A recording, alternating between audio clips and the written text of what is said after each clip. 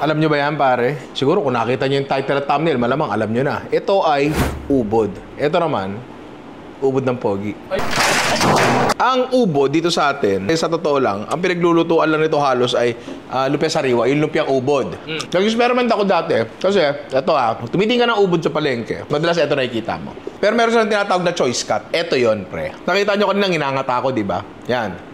Malutong, masarap. Pinag-experimentohan ko ito dati, nagawin na parang salad. Okay naman siya. Kasi pre, ang lasa nito, buko na medyo matabang. Medyo nagagatas-gatas mga siya ng konti sa bibig mo di ba? Pero kasi, kaysa mag-invento pa tayo ng kung ano-ano na baka sumablay, baka hindi. Gawin na lang natin yung klase na ginagawa dito, which is lumpiang sariwa, pare. Bago tayo mag-proceed, pag-usapan muna natin kung ano ang ubod, pare. Basically, ang ubod, pagka hinarvest mo yan, papatay ka talaga ng puno. Mas malapit siya sa taas, mas malapit siya sa buko. Pababa ng pababa, doon lumalabas yung mga medyo mahihibla na. Konti na lang kahoy na diba? Pero, sa balita ko, ginagawa lang naman daw to kapag tinamaan ng bagyo. Bumagsak na. O kaya, yung mga matatandang buko na hindi na masyado nagpo-produce. Gagawin mo natin yung normal, tapos may second level tayo, tapos may third level tayo. Madalas yung nakikita dito yan. Ano yung knock-knock natin? Lumpia. Hindi, ubod. Dali lang nun. O di ubod, tsaka lumpia. Mayabang ka Bago natin gawin itong palaman, pag-usapan natin yung ubod. Pag-usapan muna natin ng konti yung construction ng lumpia sariwa. Meron kasi 4 na components yan. Yung balot, yung palaman, yung sauce, tsaka ito hindi masyado nabibigyan pansin, yung powder na nilalagay sa loob. Yung iba kasi wala na nun So yung 4 na yon ay pwede natin paglaruan, pare. Pero para sa akin talaga, yung base ng palaman ng lumpia sariwa, which is ubod and carrots na ginisa, sibuyas at bawang, hindi na pwede siyang bago, pero pwede mo siyang dagdagan. Kaya siguro magsimula tayo sa palaman, pare. Oy! Oy! Who's there? Ubod. Ubod who? Ubod mga kapatid. Pwede na yun. So, etong palaman ng lumpia sariwa, lumpiang ubod. Nga pala, no? Pag wala kayong mabiling ubod sa lumpia sariwa, pwede nyo gamitin pamalit ay...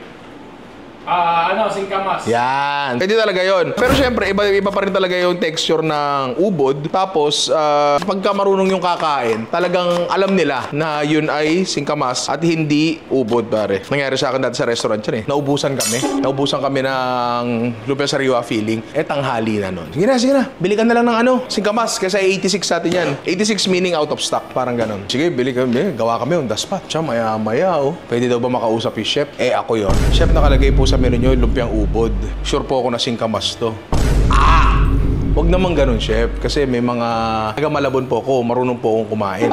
Nagsorry ako. Sabi ko, gusto ko bang palitan na lang natin. Sabi niya, hindi naman ako naghahanap ng Gusto ko lang i-inform sa inyo. Baka may mga ibang customer na alam din na ganito. Ganun mag-ano ng complain, di ba? Oo. Nag-sorry naman ako. Badang huli, kahit di siya nagdilabasan ko ng complimentary na dessert. Dilabasan. Siyempre, di ba? Sa lumpiang sariwa feeling, wala masyadong browning na nangyayari. Parang lang to Pinagpawis mo lang yung gulay. Nga pala, ako dati pag gumagawa ng lumpia sariwa feeling, may kamote lagi. Gusto ko kasi yun Pero yung general na palaman na gagawin natin, walang kamote. Pero merong isa dito na merong kamote. Mamaya, basta mayalaman nyo yung level 1, 2, 3 natin. Bawang. Tsaka eto lang din Ako napakahilig ko sa lumpia sariwa. Actually kanina lang bumisita si Sir William dito. Dinalan ako ng dalawang lumpia sariwa. Pero yung Chinese lumpia, pucha, dalawang malaki yun. Naubos ko yun, pre. Hindi tayo gagawa ng ganun ngayon. Kasi para sa akin, iba yun. Lumpia sariwa yun, pero hindi lumpiang ubod yun. Diba? Kasi walang ubod sa loob yun Iba laman nun So ibang episode pa yun, pare. Tapos lagyan natin yung ubod natin. Yung ubod natin medyo nag-discolor na. Kasi umagang-umaga binili to, diba George? Tapos gabi na. Wala, ganun talaga. Carrots, pare. Natin dyan. Asin, pare. Dito hindi ako nagpatis, hindi ko alam. Pwede kayo magpatis dito, pero for some reason, dito gusto ko asin lang. Para medyo, quote-unquote, mas malinis yung lasa. Ewan ko. Habang niluluto natin to, discuss na lang natin yung natin. Wag na, ayoko na pala. Cut mo na yan. Kapag nagisa nyo ng ganyan, okay na yan. Ako, gusto ko nilalagay siya sa patuluan. Kasi kapag yan nagsasabaw, tapos ilagay nyo sa sa wrapper nyo, baka mapunit, alam mo yun. Doon tayo sa sumunod na mahalaga, which is yung kapag may palaman, meron kang pambalot, di ba? Kailangan nyo nito, kung wala kayo nito, hindi nyo siya magagawa doon sa Pinoy Kawali Kaya sa mga gumagawa sa palengke, may ganito di ba? Meron silang lutuan na non-stick, hindi naman gantong-ganto, basta non-stick, di ba? Iba, madilaw. Kung gusto yung madilaw, gawa na kayo ng atsuete water. So, ang ingredients ay atsuete, tsaka Water. Pangulay lang. Pero ito atsuete water na to, huwag yung gagawa masyado marami. Kasi ito ay napapanis syempre. Doon sa paggawa na batter, para siyang pancake para siyang crepe What I found is kahit magbigay ako ng sukat, overtime kasi, lalo kapag medyo matagal ka nang gumagawa, like, nyari, 3 oras ka nang gumagawa ng pambalot, no? Kasi maraming order, halimbawa, nagbabago yung consistency niya, lumalapot siya. Ang mangyayari ay nagdadagdag ka pa rin ng tubig. Nagdadagdag ka ng harina minsan. So, hindi nagmamatter kung ano yung recipe na ibigay ko kasi overtime, habang ginagawa niyo siya, nagbabago talaga siya, pre. So, ako, sa akin na lang, do what works, yun, kung ano yung gumagana sa inyo. Nga pala, no, wala akong nilagay na paminta, lumpia wrapper natin, kasi hindi naman lahat ng bagay na may salt ay may pepper din. Tandaan niyan. Si Alvin nga, nagluto ng tinolang may paminta, tinakwil ng magulang 2 itlog. Yan. Isang kurot ng asin. Yan. Ito I found na nakakatulong tong bagay na to. Konting mantika. Tapos, around 50-50 ng cornstarch at harina. Kahit nung nasa resto kami, yes, may exact na sukat yon nung nasa resto kami. Talagang paminsan, may mga araw kasi minsan na, hala, bakit ang lapot? Wala, bakit ang lapot? Lapot naman ito? Basta tandaan nyo lang itong mga bagay na to at papakita ko sa inyo yung tamang consistency. Minsan nga yung consistency yung papakita ko, baka hindi gumana para sa inyo, depende rin kasi sa pan Minsan nire-require ng pan nyo, mas malapot. Iba-iba talaga, it's very different. Tapos cornstarch naman. Oh, knock. Oy! Who's there? Lumpia! Lumpiaho! Lumpia! Ayan! Sa tuwi! Yung pangulay natin, optional na lang naman yan. Paano pag gumamit ka ng food color na blue? Hindi mo lupit siya lumpia mo. Hindi pretty lumpia yan. Parang pretty patty sa SpongeBob, di ba? O yan, may kulay na agad. Konting mantika. Tatandaan nyo, kapag gumagawa kayo ng pancake, crepe, lumpia wrap, pero kahit anong mga bagay na parang may ganyan, yung butter na ipiprito nyo, laging sablay yung mga una, pangalawa, pangatlo nyo. Kasi, una, hindi pa tama yung init nung kawali. O kaya mali yung consistency. Kasi may mga araw talaga na nagde-decide yung harina na gusto kong maging malapot ngayon. May mga ganun di ba? So, talagang sasablayan. Kapag to nilagay nyo dyan, tapos uminit agad, tumunog ng ganon, masyado mainit yon pare. Yan, kukuha tayo ng konti. Yung amount, di pa rin tayo sure. Malalaman natin mamaya. Baka masyadong malabnaw to. Adjust na lang natin. Yan mo dyan. Yung iba, ang gusto, medyo mas makapal lang konti. Malalaman natin dito. Gagawin natin kung kailangan pa ba nating laputan ng konti. Kasi kapag masyadong matubig yung butter nyo, mas siya, marupok. Diba? Yan, ito sa nakikita ko, parang masyado siyang matubig. So, pwede natin i-adjust yan. Isa pang dilema dito, no? Pagkatapos yung... Yung problema dito, minsan pagka naluto nyo na yan, para sa susunod na batch, mainit yung kawali nyo. So minsan ginagawa ko sa restaurant, dalawang kawali ginagamit ko. Para habang pinapalamig isa naman sasalangan ko. Ayan Yung iba, nakakagawa ng ganyang kanipis. Pwede naman kasi talaga yan. Ayun nakita nyo, napunit agad. Yung iba kasi gusto halos walang wrapper. Ako gusto ko meron. Lagyan natin ng konti pang harina. Wala na siyang mantika, pero feeling ko okay na yan. Kasi may mantika naman ng konti ito, tsaka na-preheat na natin siya. Try natin. May konting init pa yan. Baka pwede na to. Isang ladle, this is 150 ml, I think. Yes, tama. Ang galing. Tapos, it's a good idea na ilabas nyo rin siya ng konti dyan sa gilid. Walang apoy. May samang init lang. Naluluto ngayon siya. Susubukan na lang natin kumalas. Tignan nyo, ayan ang dulas niya. Pangalawang crepe pa lang natin yan. Okay na to. Ginagawa ko is, hinahawakan ko yung dulo, saka may gaganyan. Ganon. Tapos, yung tissue yung may konting mantika, pwede pa yan. Tapos, ang problema nga dito, isusunod sa sala, medyo mainit pa to, di ba? So, medyo palalamigin nyo ng konti. Digital pa. Ay, grabe! Ay, may May pake. At 20 po yan. At 20 po yan. Wala namang buhok Kung may kita nyo, medyo tumitiklop-tiklop pa ng konti dyan, kulang pa sa luto yan. Yan. Ay, ganda ng crepe So tapusin ko lang muna to, tapos gawin natin ibang components pare. Hindi ko alam kung nabanggit ko na, pero kahit tanongin nyo sinong tao dito sa team, hindi sila tatanggi na ako ay isang lumpiang sariwa connoisseur. Ano? Hindi ka po nagkakamali. Okay. Kasi mahilig talaga ako sa lumpiang sariwa. Pag ako nakakita ng lumpiang sariwa, sabi ko, what I found is, ang gulay, halos pare-parehas ang lasa. Yung wrapper niya, halos pare-parehas din ang lasa. Yung sauce, paminsan-minsan, meron taong nagtatangkang ibahin yung lasa ng sauce. Madalas hindi siya nagiging okay kapag binabago yung lasa ng sauce. Kaya kailangan, nandun pa rin siya sa spectrum ng lasa na yon, di ba? May natikman kasi ako dati, para sobrang mamani, parang satay sauce na yung datingan. Hindi siya masyadong okay para sa akin. Mag-iiba siya. Kung okay sa inyo yun, good, walang problema. Pero ako, kinukwento ko lang dito ang sarili kong karanasan. So, para sa akin, yung sauce, medyo as is siya ng konti. Pwede mong bagu-baguhin ng konti, pero Pero generally, kailangan siya yung brown na makintab, pre, na malapot. Isa sa pinakamagandang paraan para mag-express ka ng creativity mo pagdating sa lumpia sariwa ay yung nilalagay sa loob. Kadalasan kasi, ang nilalagay na lang dyan, mani na may bawang, gano'n na lang. Pero kami, dun sa restaurant, may nilalagay kaming lumpia topping kung tawagin namin at ganire yun, pare. Oy, knock-knock! Knock-knock! Who's there? Lumpia ho! Sasayaw niyan, ja-ja, ang saya-saya. Lumpia ya, lumpia, Okay. Maganda yun. Bulaklak!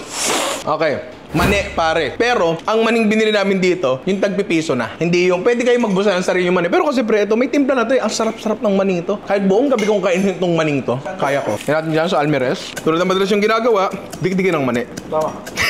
Kung gusto nyo i-food processor, pwede naman. Pero mas masarap lang talagang dikdikin.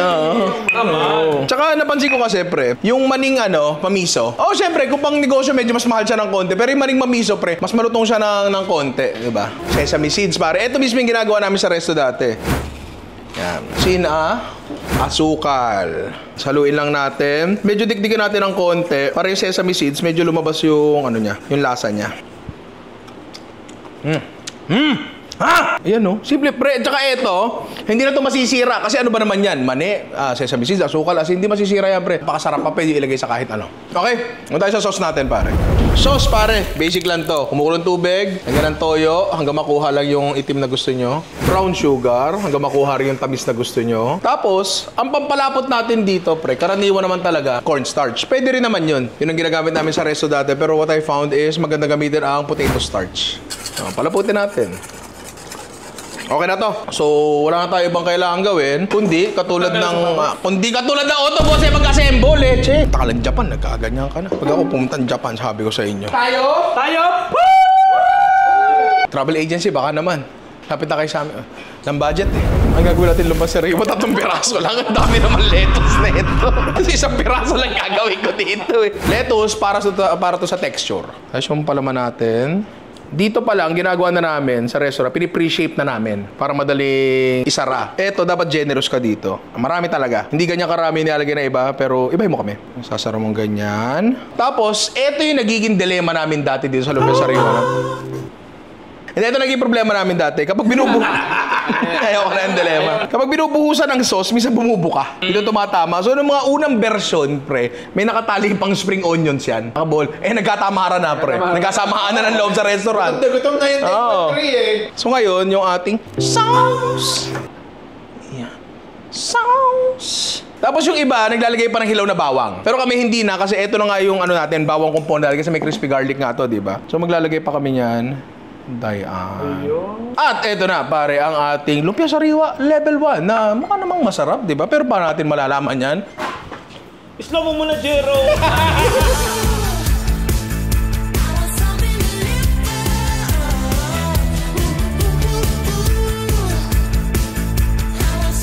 Yan ang the perfect bite. Ay, natulo-tulo pa. Halos ganito na yung lasa nung sa resto namin. Pero tulad nga na sinabi ko nakaraan, yung sa resto namin, may kamote. Hindi ko nilagyan kasi hindi naman lahat gusto yung bagay na. Pero mamaya meron tayong paglalagyan ng kamote dito. Ano to? Masarap tong lumpia sariwa na to. Para siyang basic, umaano ng konti. Medyo nag-iiba ng konti yung lasa dahil nga sa nilagay natin powder. Si Alvin, tinanong ko kanina, kumakain ka ba ng lumpia sariwa? Pagkagutuman na lang daw. Kasi puro gulay naman kasi talaga to. So hindi si Alvin ang tatawagin natin ganun. Bibian? sorry. Bibiglain sana kita eh. Ikaw na lang, Midil. Ikaw dito. Mahilig ka ba sa lumpia sariwa? Oh. Lumpiang sariwa. Pero...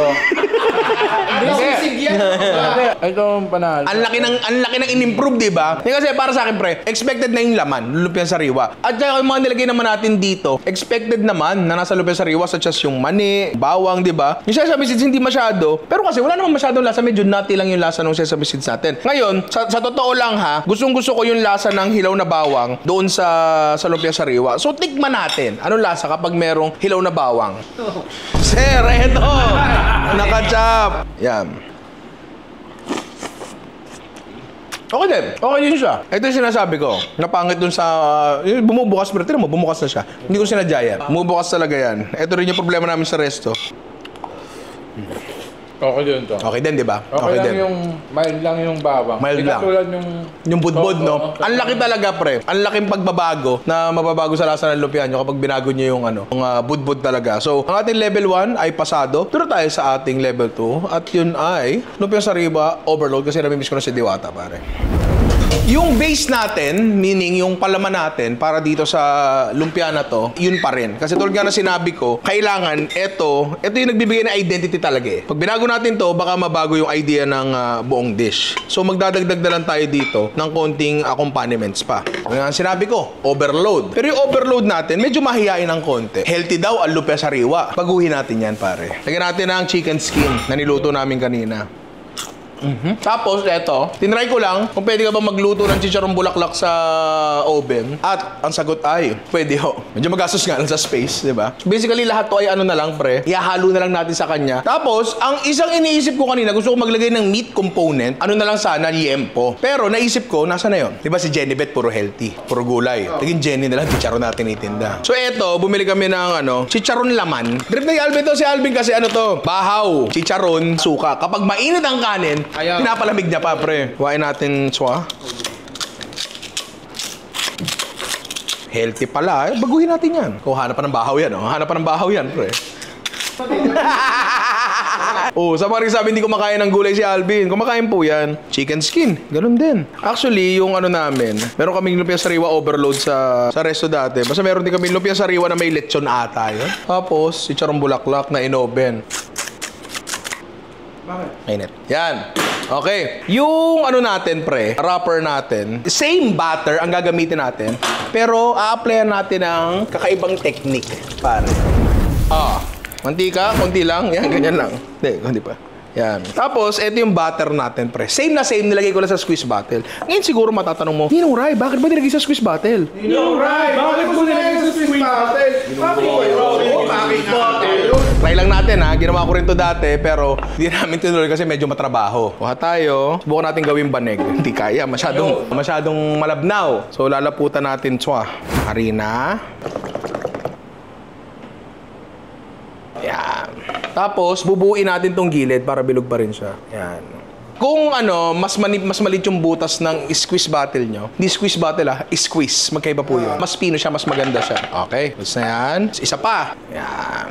Same pa rin na magiging lasa niyan. Medyo mas lang siya. May kakaibang aesthetics lang. Alam naman natin, the eye eats first, di ba? Makikita mo na yung pagkain bago malasahan. So, minsan, maganda rin talaga yung maganda yung itsura. Actually, hindi naman minsan, madalas talaga kailangan maganda yung itsura. Well, yes, nagigets ko. Standards of beauty natin.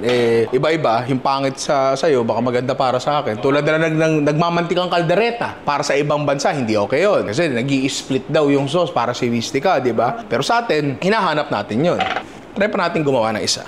Tapos medyo mainit na siya, so palalamigin lang natin ng konti. Mas pangit to. Pero okay lang yan. Kahit kalahating kilong lettuce yung binili, 3 pirasong lumpia lang ang gagawin natin. Nung inattempt kong gawin sa resto to, 2 layer kasi pag isa lang, lumalabas talaga yung mga ubod na ganun. Lumalawit-lawit siya. Iba sa atin gusto ng lawit, madalas ayaw. Baliktad pala dapat. Actually, okay din naman to, yung side na yan. So dahil nga butas-butas siya, mas maganda na 2 layer para substantial pa rin yung wrapper. Yan.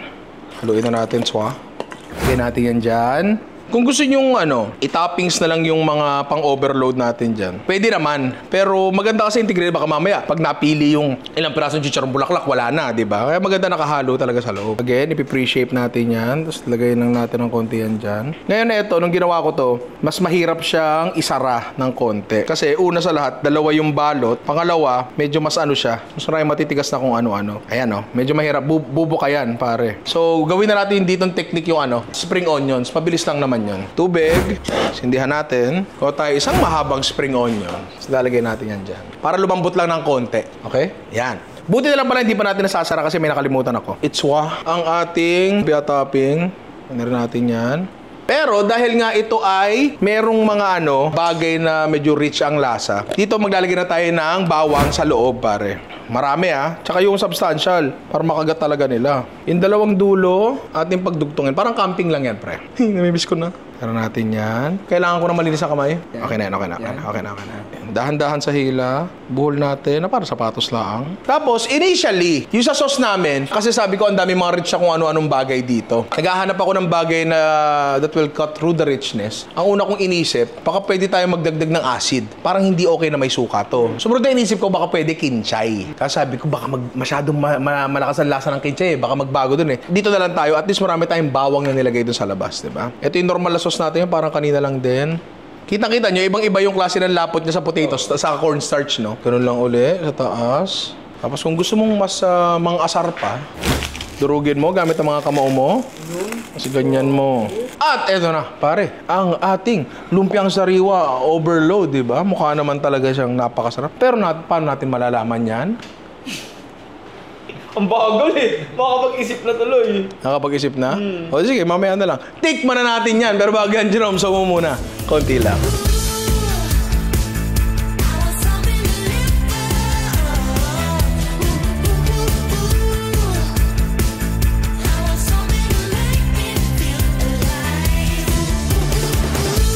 Dito sa side ko, andyan ang lahat ng kasalanan. Ayan, no? Di ba? Ayan, the perfect bite, pare.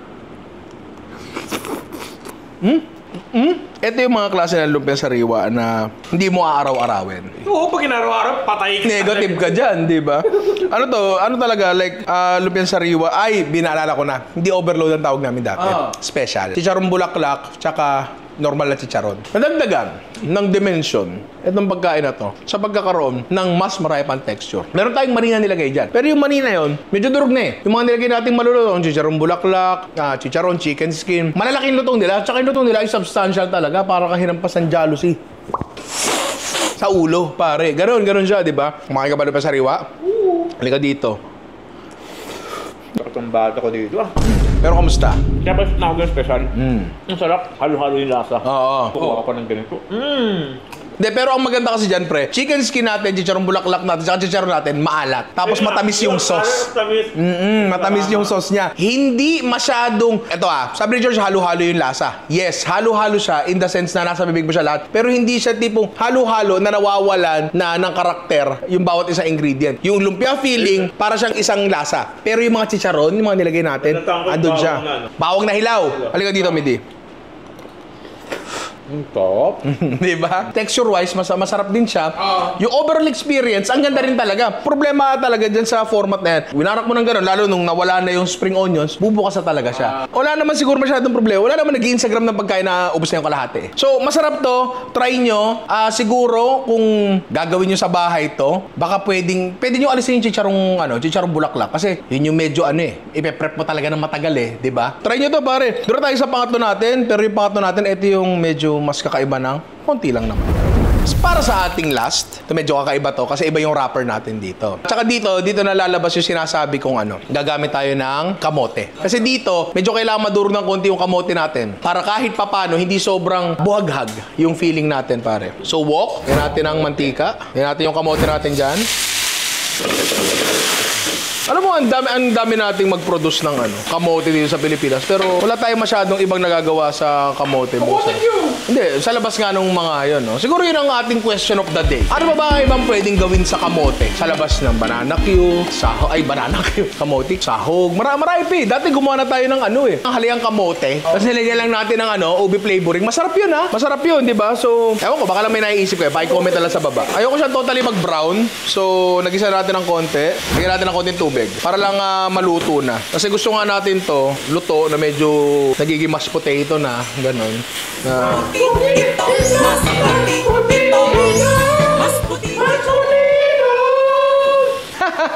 Grabe kayo. Nakakatawa.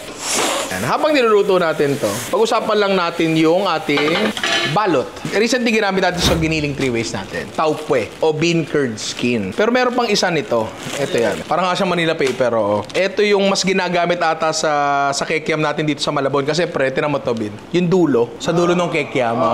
Parang ganyan yun. Kahit ano naman siguro dyan, pwede yung gamitin. Pag inamoy nyo sila, amin mo, Bin. Ay, sorry. Amin mo. May baho siya ng konti. May funk siya ng konti. Pero eto, mas funky. Amoy keso.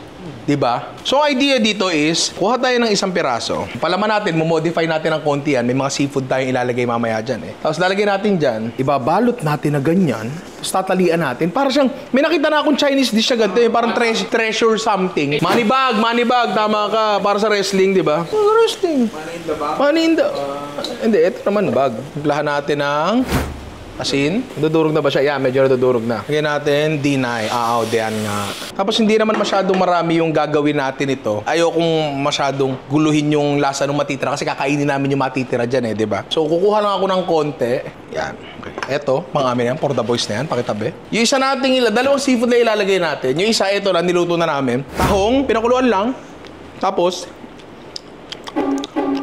lagyan natin dyan.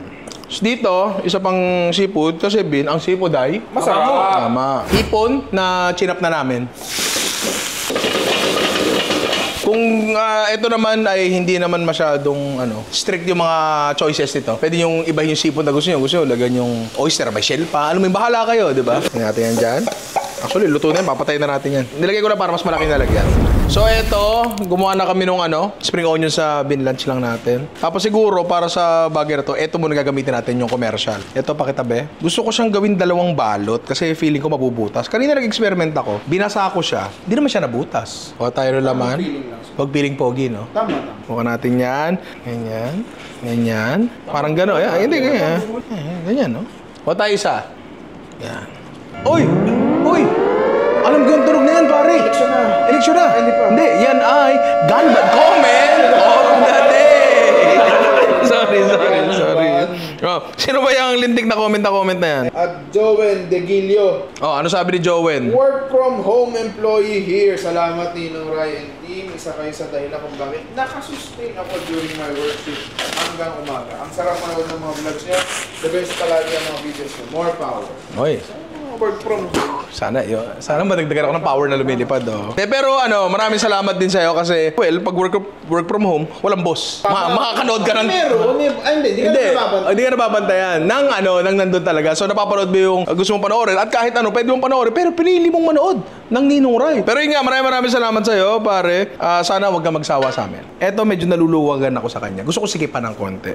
Hawakan mo to. Idiin mo lang. Yan. Para hindi kumalas yung tension. Tapos... Matibay pre Matibay nga eh. Surprisingly, Hindi ka naman na-surprise. Bakit ka tumawa? Bakit ka tumawa?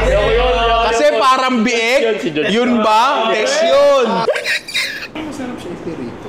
Hindi na siya maiging lumpia sariwa kapag prito na siya. Lumpiang prito na siya. Hila. Mas maganda siya, di ba? Try pa tayo isa, baka nakachamba lang. Sabi ko nga sa anak ko, if you did it twice, it doesn't mean you know how to do it na. For you to be able to know that you know how to, do it, you have to be able to do it under different conditions. Isang lukot lang dito, para lang pumasok yung tali. Ang tahimik po ng kusina. Knock. Hoy!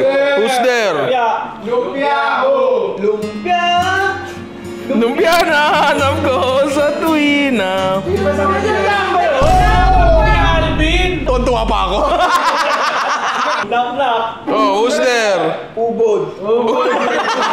Na ikaw ay isang dalagang ubod. Ang pangit naman ng George. Alam ko ginawa mo. Ubod, Filipino song lyrics. Knock! Ubod ho. Knock. Who's there? Ubod. Ubod ho. Kayo po. Ayan tayo dito. 7. Okay na yan. Shit, ako na lang. Sobrang tagal. Naging 6. Hoy, ba't kayo nagbubulungan? Pero kung-usapan niyo ako, Patry nga ako niyan, George. Actually, gusto ko talaga i-try dito. Yan natin kung gagana. Kasi sakto rin yung palaman ko, Actually, mukhang mas maganda ng konti ito. Subukan lang natin i-trim to. Baka mas magandang gamitin to isa. So, paano luto? Siguro steam na lang natin. Hopefully lang, kapag naluto siya mamaya, hindi siya... Pabuta. Oo, bumigay. Ito, ang ganda nito. So, lutuin na lang natin yan. Tapos, isip muna ako nakaknak. Pero kasi, yung budbud natin dyan, wala tayong nilagay sa di ba? Sa loob. Sa labas natin ilalagay. Oo. Ito pa rin siya, pero meron tayo isang ilalagay na ingredient sa kanya. Nakita ko to sa lumpiang binondo, pre. May mga iba recipe na naglalagay ng nori. Nori ako dito madami. Sana nori na lang yung nakakna. Nadudurog na to eh. Mabilis na madurog to eh. No? Pero pag hindi nyo madurog, una, baka mahina kayo. Tulad ko, hindi ko madurog. Pwede siguro gamitan ng gunting. Ganyan-ganyan ninyo. Tapos haluan natin ito ha. Oh. Bintikman mo. Sarap. Ang sarap, di ba? Sarap. Kaya natin maluto to. Tapos, isip mo na ako nak-nak. Dito naman kasi, yung taupe na lang naman ang kailangan lutuin. Luto na naman kasing lahat yan eh, di ba? Ay, ba't nasa sombrero ko? Gusto ko muna maglagay ng sauce dito tsaka ako sila ipapatong. Ngayon natin dyan. Mapupunit ba? Hindi. Alauna! Alas 2! Mapupunit. Kailangan ng gato. May mga gantong bagay naman eh. Kasi ayoko siya iprito kasi hindi na siya lumpia sariwa. Ngayon natin dyan. Eto, ikakalat ba natin na ganon? Hindi rin pala pwede masyado ilagay sa taas kasi babagsak din pala. At eto na, pare, ang ating money in the bag, pare. Ang ating pangatlong lumpia na mukha namang maganda. Mukha rin namang masarap. Pero paano natin malalaman yan? Tikman na natin yan. Pero bago yan, Jerome, sumo muna. Konti lang.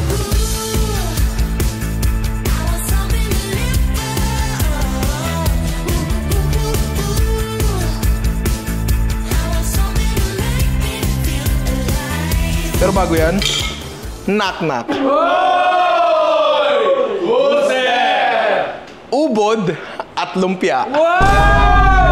Ubod at lumpia. Ubod have to be beautiful.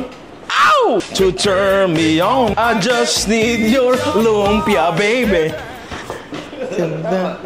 May dance number pa yun, sir. Sasandukin natin sa ilalim. Ipat natin dyan. Yan. Marakan na natin yan. Pare, the perfect bite. Yung purikake. Ang sarap, pare. Kasi, classic. Yung purikake, sinama natin sa seafood.